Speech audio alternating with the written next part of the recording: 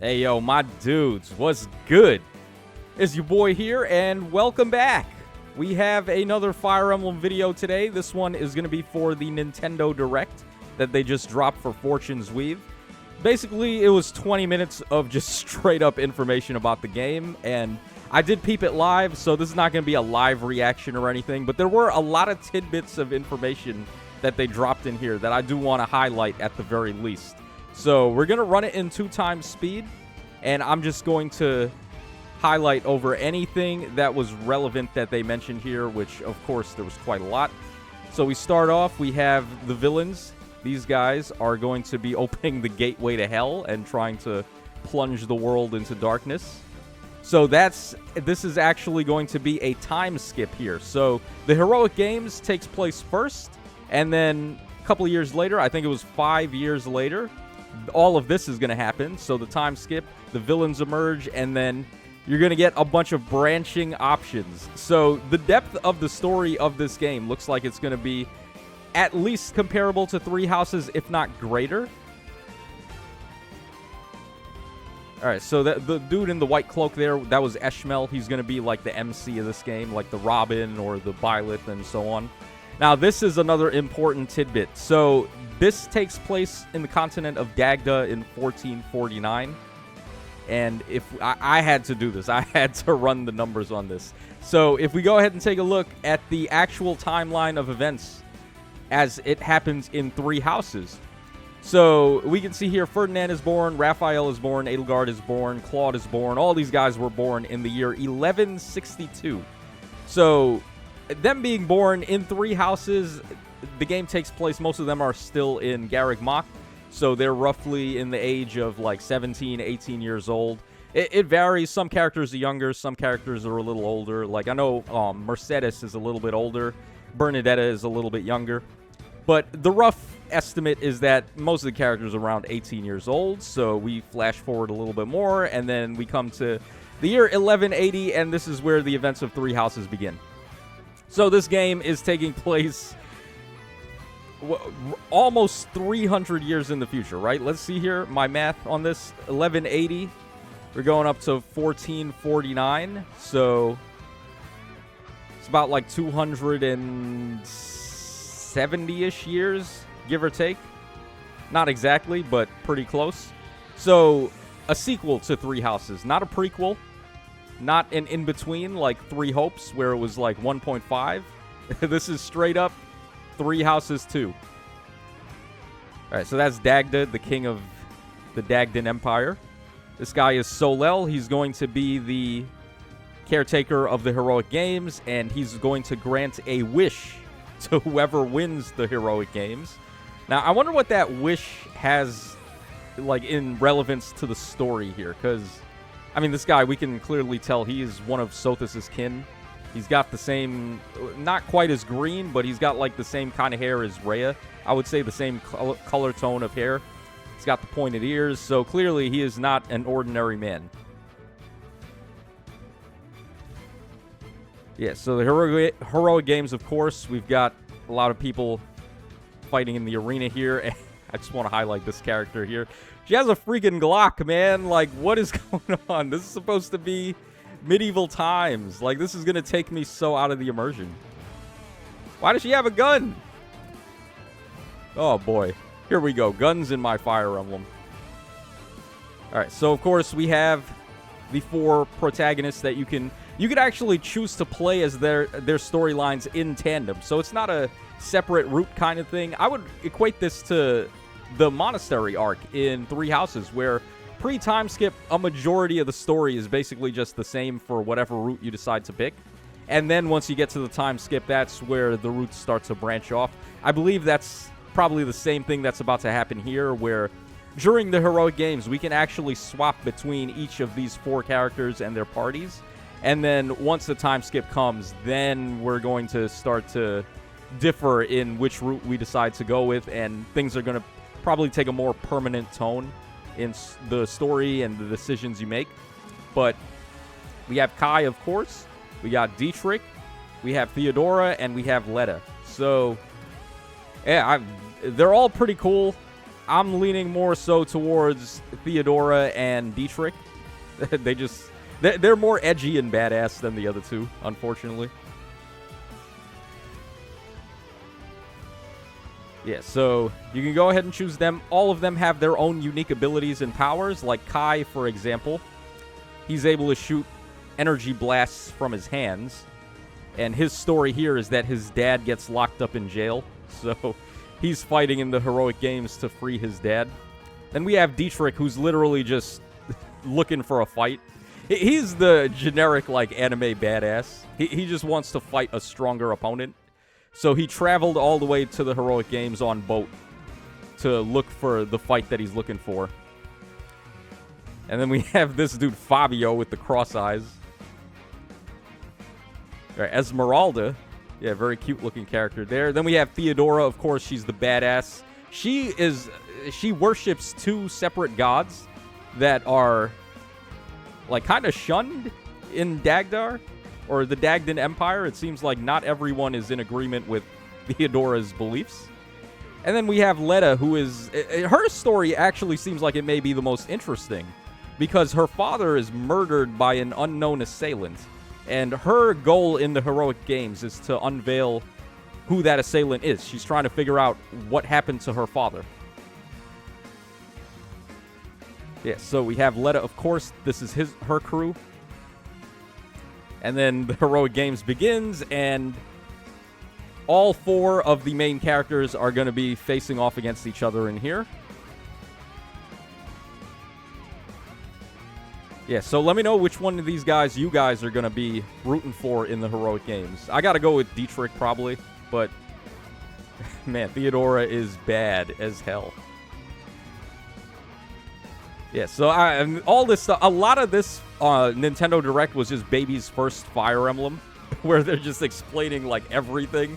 It's like movement, attack range, weapon type, and, like, classes and all that stuff. So a majority of this, I want to say, was just, like, stuff that most Fire Emblem fans are already going to be aware of. Yeah, so here they show off gauntlets, they show off spears. We have axes, of course. Axes do big damage, but they don't have the same accuracy as other weapons. Bows, of course. Magic. Yeah, so all this stuff you should be familiar with. Even the Levin Sword made an appearance. But then we have Gun. Anatoly. I'm not going to be friends with this person. So, Salamander, I guess that's the name of the gun. And it counts as a fist. But it's actually a ranged weapon, as we can see there. So, I don't know how that's going to work out yet. But let me know what you guys think about guns in Fire Emblem. I mean, I don't want to feel like old man get off my lawn over here, but I got into Fire Emblem in the first place because of the medieval aspect of it. Like, I liked the idea of isekaiing into, I don't know, the 1400s when, I don't know, Dungeons and Dragons and stuff were going on. And now, like, the modernization of Fire Emblem is one of the gripes that I have with modern Fire Emblem. But, I don't know. That's literally just me being an old man. All right, combat arts are back, of course. These were in Engage as well, and Three Houses. So, no surprise to see them back. Okay, and then they revealed the powers of all four of the characters, the Blaze Arts. So, as I mentioned a little bit earlier, Kai is able to shoot energy blasts from his palms there, which do big damage in a big radius. I think Dietrich probably has the strongest one. He's able to warp to separate spots on the map. Like, normally for him to access this area of the map, it looks like he would have to walk all the way around painstakingly. But he can just literally warp over there. And anyone who's been a player of Fire Emblem for a while, you realize that warp is busted. Being able to go, maybe not anywhere on the map, but to certain points on the map a lot faster than normal is very important. Here we see Theodora. Her ability is that she can just toss the earth. She just breaks the ground and throws it at the opponents. Yeah, pretty funky. And then Leda is the classic dancer type, where she's able to rally and buff her allies and give them some stat bonuses in combat. So I think it may go Dietrich in first place, Leda actually in second place, and then maybe Kai in third, and then Theodora in fourth, as far as how powerful their blaze arts seem to be and how meta they may be. All right, so here we have Tiala, who gets trounced and she dies, but we're able to reset time. So Divine Pulses are back. In this, they're not called Divine Pulses. They're called Fortuna's Blessing. And we're going to see who Fortuna is in just a moment. Yeah, and here they go ahead and explain the classes. So Shido, short for Bushido. We have Bishop. We got Bardinger, which is like a cavalry type class. Yeah, and of course, if you're on a mount, you can move a little bit further on the map than if you were on foot. So there's a specific set of beginner classes, then they have the intermediate, and then they have the advanced classes. And then they have the specialty classes as well. So you're able to, if you want to ride a Pegasus, these are the Berserker classes. This one's a Chariot, which is a new type of thing that we haven't had before. Okay, Armored Knight, not exactly a Berserker. Winged Soldier, just a Pegasus. And Charioteer, that's completely new. We've never had that. And we have a freaking elephant. Like, what is going on? What is this, Mario Wonder all of a sudden? We're about to wowie zowie all over the map. All right, Cataphract, just another horse class, Guardian class. They toss spears and use magic. And we have the Elephant Rider. There you go, just wowie zowie right through, clear a path. That's going to be funky. I never thought we'd get to be an elephant. All right, yeah, so this is the part of the game that I'm not going to be a fan of. So it's the Monastery. You run around the Monastery. You could also traverse the world map if you want, but while you're traversing, you can pick up treasure. You can also talk to characters. You can go to the arena and do like daily fights prior to the actual heroic game event starting. So yeah, all this mindless menuing and like just meandering about. Not a big fan. Yeah, we have the shop, of course. Anna's not running the shop, but I do believe I saw Anna somewhere in this Nintendo Direct. Yeah, so then we have the statues. You can also go ahead and choose a blessing, like which one of these gods you want to worship. This one is Fortuna, of course, the one with the blondish hair. Not really too sure who these other guys are, but yeah, similar to the blessing effect in Three Houses, where you can level up the statues and you gain certain bonuses. Kind of the same thing going on here, although none of these gods I'm familiar with. we don't know them from Three Houses.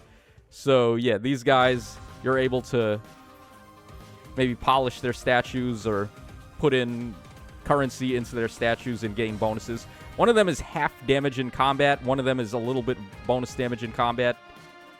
Obviously, being able to halve damage, that seems a lot more busted. Like 29 to 33 damage. Is that going to make that big of a difference? Maybe. But the other one seemed a lot stronger to me. This one over here. So you go from 23 damage to taking 11. Yeah, that seems like it's going to be a pretty good blessing.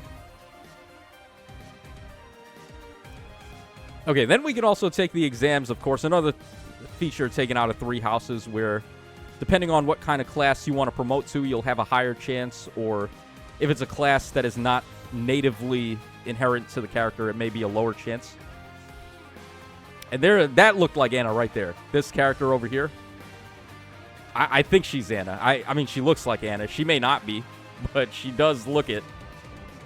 So Anna is a soldier in this game, just a common soldier. She's not the shopkeep anymore. All right, and then here, of course, typical of Three Houses, you can just run around the area and then talk to people, invite them to dinner, give them gifts, and that'll help you recruit them. There's also an inn as well, where you can use actions to train and etc. Support conversations are back, of course, very important feature of the series, so glad to see that coming back.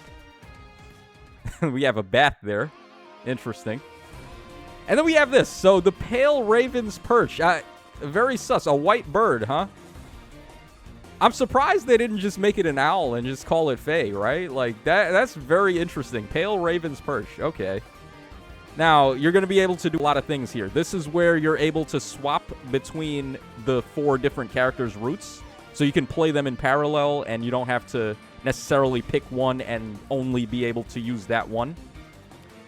So that's going to be a cool feature. We're basically playing all 4 of the original stories all in tandem.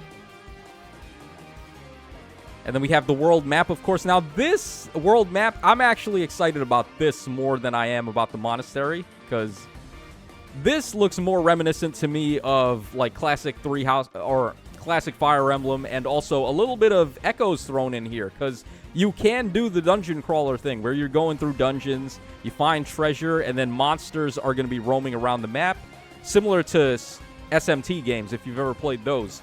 And then you can get an overworld strike on the monster, gives your units a little bit of an advantage when combat begins. And then you can just fight them, gain some XP and stuff. So yeah, having that feature from Echoes back is definitely cool. Alright, and then also the heroes will have specific effects and talents that they can do while they're on that map. So like as we saw, Theodora just bombarded the opponents with flaming barrels.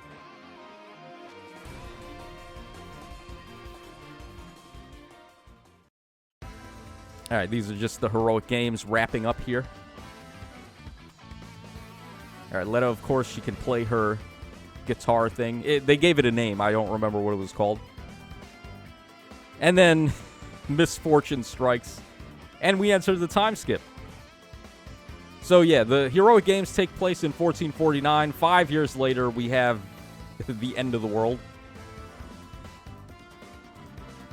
Yeah, so all these statues, I believe they erected them of the heroes who fought in the heroic games, but it seems as if those heroes are not around if you choose to do this path.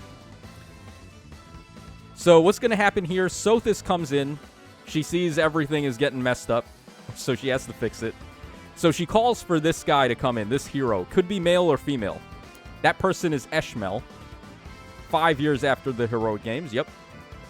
And the goal is to stop these baddies who are trying to destroy everything, God knows why. And they mentioned that the 4 heroes actually perished, or they're missing, or something like that. So you have 2 choices now. So Eshmel will appear. I'm pretty sure we'll be able to customize their look too. It seems that way. But this is just the default look that they have. They kind of resemble Kirin a little bit with the hood. Maybe, maybe not. I don't know. Can't say for sure. But yeah, so this is Fortuna. Of course, we can use her abilities to turn back time, and then we can change the fates of the 4 heroes who fought in the heroic games. So this would be where I would imagine the branching paths take off. You're able to reverse the downfalls of whoever your favorite one was. So, of course, we can do it for Kai, Theodora, Letta, and then Dietrich. Save them from whatever their horrible fate was, and then they will come to aid us in the final battle against the Darkest Dark, who are over here trying to destroy everything. So, yeah, that just about covers everything we saw in the Nintendo Direct. Very awesome looking. Seems like it's going to be a pretty good game. I'm not going to be able to play it, though, because I don't have a Switch 2. Not planning to get a Switch 2 either anytime soon. Maybe when Pokemon Winds and Waves comes out, maybe then. But September 17, nah, man, I ain't going to be able to hop in with you guys, unfortunately. So you're going to have to enjoy the game without me. Hope you guys are going to have a good time with this one. It looks great. If I could get it right now, I definitely would. But I'm not going to be able to. So this is your boy Tacho signing out. Let me know what you guys think about all this in the comments section down below. We're also... I'm not sure if it's tonight or if it's going to be tomorrow night where we get the official trailer for the Bath Time banner, the upcoming Onsen banner for Fire Emblem Heroes. We already saw the units, but we haven't gotten the actual... the trailer with the skills and stuff yet. And then they also announced Nintendo Music is going to feature some of the Fortune's Weave music. So if you want to get a sneak peek at that and hear it a little bit early, you can take a listen to some of them on Nintendo Music right now. Yeah, and I'm pretty sure they're also going to rush out these guys sooner rather than later in Fae. So there's definitely going to be a banner and a Forging Bonds, just like they did for Three Houses and Engage, where a little bit prior to the game coming out, we got them in Fae for a sneak peek. So I'm sure these are going to be the 4 units on the banner right here, too. The 4 characters in the heroic games. That's going to be exciting stuff. Probably going to happen either next month or... Is it going to be the New Heroes banner this month even? Maybe.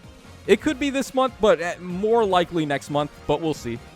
So, yeah, this is your boy Tacho signing out. Hope you guys enjoyed the coverage on this. Let me know your thoughts in the comments, and I will catch y'all again on the flip side.